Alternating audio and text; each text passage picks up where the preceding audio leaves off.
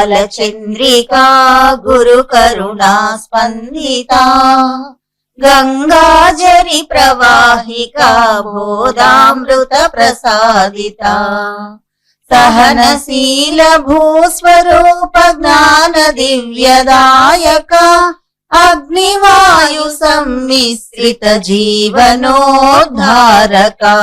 అగ్నివాయు సమ్మిశ్రిత జీవనోద్ధారక శరత్కాల చంద్రికా గురు కరుణా స్పందితా. ఎగువ పట్టపరాయికి చెందిన రావి గోపాలయ్య స్వామివారిని అనన్యంగా నమ్ముకొని ఎన్నో సంఘటనల్లో ప్రత్యక్ష సాక్షిగా ఉన్నారు.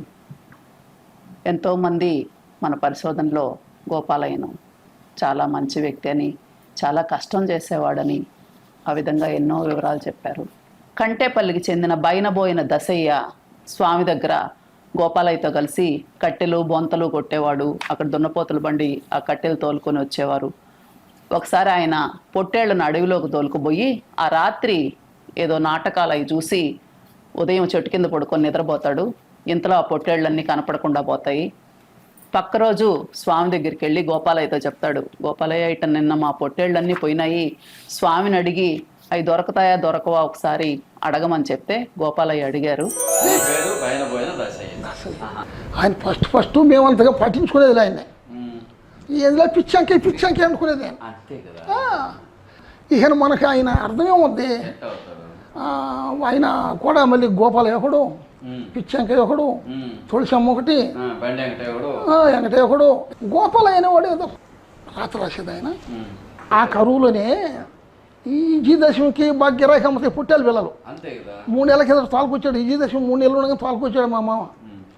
అయ్యి మా ఊరి అట్ట అడవికి పక్కన అవి తోలుకొని మేపుకుంటా ఉన్నా. నేను నిద్రపోయా మరిచి అటు తోలేసి పడుకున్నా. అవి ఏమైందో ఏమి చూసాయో నక్కను చూసినా కుక్కను చూసినా వెళ్ళిపోయి నాకు కరెక్ట్గా 3 గంటలకు మెలకు వచ్చింది. బొంతలు ఎక్కి చూస్తుంటే పెద్ద పెద్ద బొంతలు అడిగిన చెట్లు బొంతలు ఎక్కి చూస్తే కంటికి కనపడలేదు జీవాలు.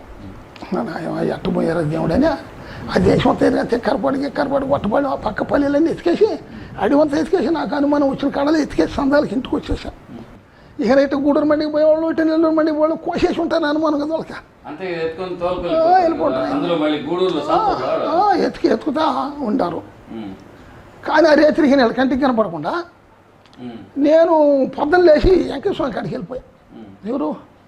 నేను వెంకటస్వామి కాడికి వెళ్ళిపోయేటప్పటికి ఈ గోపాలయ్యనే రాస్తుంటాడే. అంతకుముందు బొంతలు కొట్టేస్తూ ఉండేది బండికి. నేను పచ్చి బొంతలు బండి నిలిపితే బొంతలు కొట్టి బండికి వేస్తే ఆయన తీసుకుపోయి బొంతకు మోటిస్తే పచ్చి బొంతలే మండేది అన్నమాట. వర్షం కాదే, చిత్తకార్తె కాదే, జడివాళ్ళు కురిసినా కూడా ఆ బొంతలు అటు గుండం కొడలేదు. అప్పుడు ఓంగుండమే లేదు. ఒక సాల ముందు ఆయన కూర్చోడేది, ఇట్లా పెడగాలు వేసుకొని కూర్చొని ఉంటే ఆ ఓంగుండం మడతా ఉండేది. అంతే నిప్పుశేఖర్ ఉన్నాడు. గోపాలయ్య బండి తోలేదు, దున్నపోతల బండి. వెంకటయ్య కానీ ఈ శిష్యులు ఎవరైనా తోలేదు బండి, దున్నపోతల బండి. ఒక్కోసారి స్వామి తోలేది. పెద్ద పెద్ద కుర్రలమ్మా చూస్తేనే ఆమెన వచ్చి ఆ స్వామి కాడికి పోయేసి నన్ను చూస్తేనే గోపాలయ్య కంటేపల్లి అబ్బాయిని వస్తున్నాడు, ఆయన దర్శి అనే అబ్బాయి వస్తున్నాడు, మనకు బొంతలు నరికేస్తున్నాడు కదా, మీకు అడిగిన ప్రశ్న అడగలను వచ్చేస్తాను అన్నాడు. సరే అయ్యా, పన్నెండుకు ఒక రాయి, దక్షిణం ఒక రాయి, ఉత్తరం ఒక రాయి, తూర్పు ఒక రాయి పెట్టుకోమని 4 దిక్కులకి 4 రాళ్ళు ఏరి పెట్టుకోమను చెప్తానన్నాడు. పెట్టుకున్నాడు స్వామి అన్నాడు. త్యాగం అన్నాడు. బుర్ర త్యాగం అనేలకే ఈ ఆయన ఈయన ఏం చెప్తాడో బాగా నాకు నమ్మకలేదు. అయ్యా ఆయన చెడలేదండి, కాకలపాలెని ఒక రెడ్డి తరఫున ఉందాయండి, జాగ్రత్త చేసి ఉన్నాడు అని చెప్పేశాడు. అప్పుడు కూడా నాకు నమ్మకం తక్కువే. సరే ఆయన చెప్తానే, సరే గోపాలయ్య నేను నిన్న వదిలిపెట్టిన తావులేకపోతా, మళ్ళీ పెద్ద అడివది ఆ బొంతకి చూస్తా అని చెప్పి చక్క వచ్చేసా. అవును మా పెద్దమ్మంటికి పోయి అడిగిపోతే తిడతాడనే కూర్చొని దాకా పోయినా బొంతల మీదకి.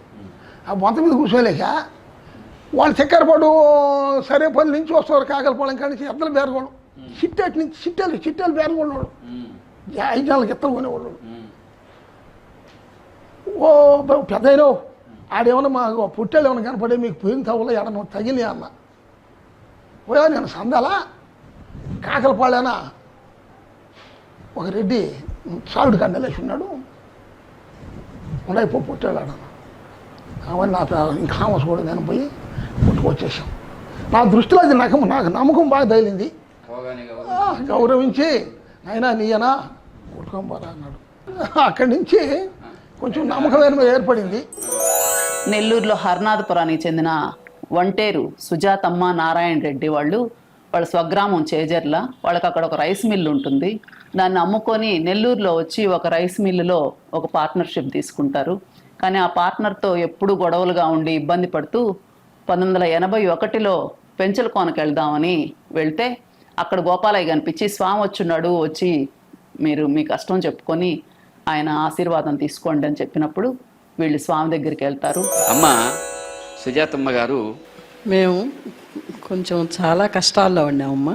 ఎప్పుడమ్మా? 1979లో మేము 79 ఆగస్టులో వచ్చాం.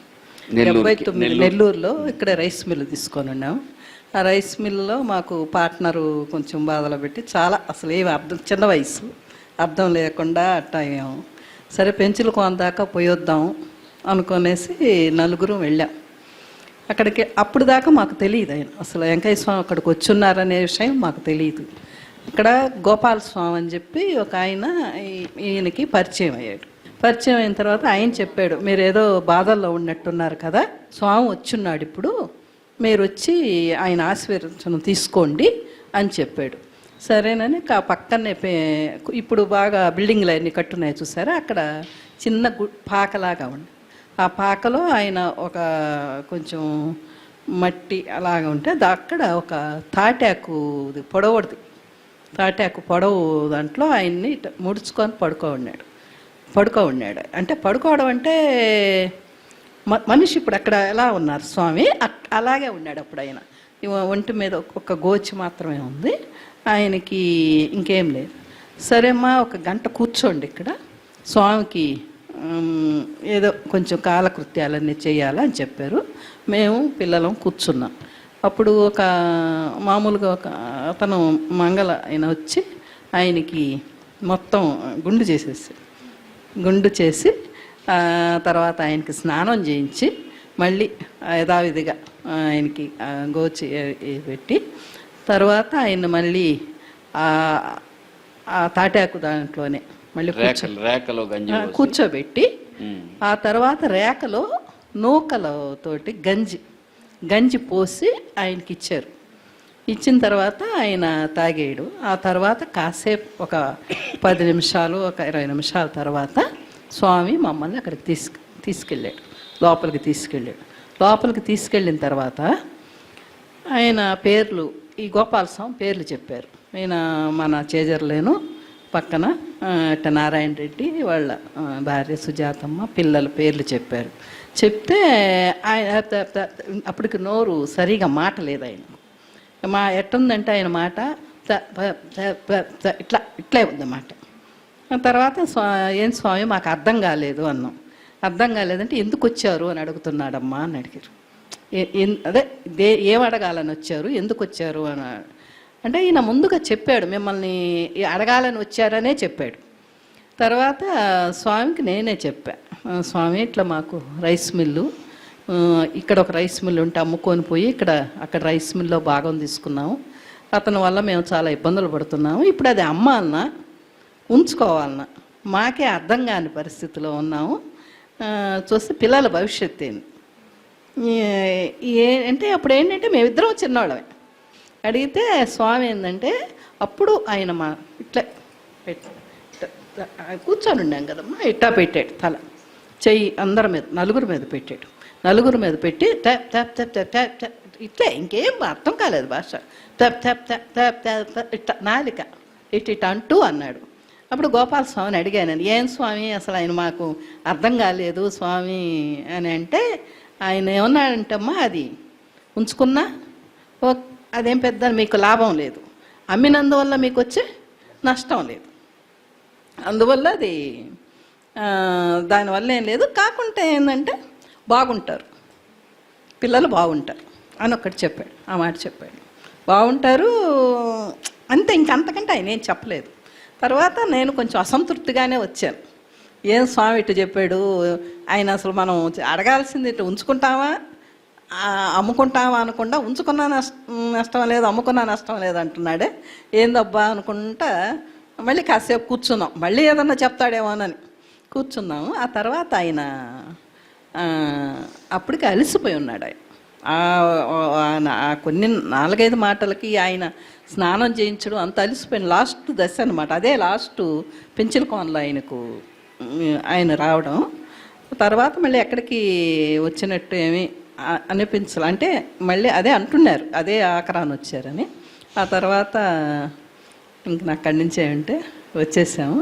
ఒక్క విషయం అమ్మా, ఆ తర్వాత మీరు పిల్లలు ఉన్నారు కదా, మీ పిల్లల గురించి చెప్పండి. మీ పిల్లలు వాళ్ళ జీవితాల్లో విజయవంతంగా ఉండటానికి తెలియని భగవంతుడి కృప ఏదో కారణంగా ఉంటుంది కదా. అంతే కదా. ఇక ఎందుకంటే మీకున్న పరిస్థితులు, ఈరోజు బిడ్డలు ఉండడం, ఆ బిడ్డలు బాగా ఉండడం అనేది ఖచ్చితంగా ఒక తెలియని అనుగ్రహం ఏదో మనని కాపాడిందని. అవును స్వామి, అదే అది కరెక్ట్, అది కరెక్ట్. ఎందుకంటే నా కృషి ఏమి లేదు, 10% అంతే. మేము ఈరోజు కొంచెమైనా ఇంతవరకైనా నిలబడగలిగాం, దేవుడి కృపే. పిల్లలు కానీ పరిస్థితులకు దెబ్బతిని పిల్లలు ఒక్కోసారి సరిగా ఉండలేకపోతారు. అటు కాకుండా మీ పెద్ద అబ్బాయి, ఆయన పేరు సునీల్ కుమార్ కదా, ఆయన ఇప్పుడు బయోకెమిస్ట్రీలో PhD చేసి NDRI national development and research ఇన్స్టిట్యూట్లో పనిచేయటం. అదేవిధంగా మా చిన్న అబ్బాయి సుమన్ కుమార్ ఏరోనాటికల్ ఇంజనీర్గా చికాగోలో ఉండటం స్వామి కృపగా మనం భావించవచ్చు. ఏది ఏమైనా ఒక విషయం మనం ఎంతోమందివి గుర్తుపట్టాలి.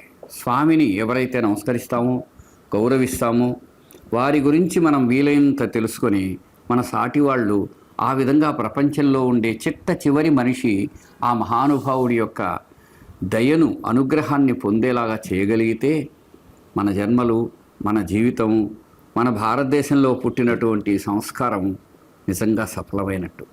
ఆత్మీయులారా, గురుబంధువులారా, మీ అందరికీ నమస్కారపూర్వకమైన వినతి ఏమిటంటే, ప్రపంచానికి ఆధ్యాత్మికతను చెప్పిన భారతదేశం నుంచి వెంకయ్యస్వామి లాంటి ఎందరో మహాత్ముల గురించి మనము అలా తెలియజేసుకొని మనమందరం సార్థకత చెందవలసిన శుభతరుణం ఇది. ఆ దిశగా మనమందరం పయనించాలని ప్రార్థిస్తూ నమస్కరిస్తూ ప్రస్థానం.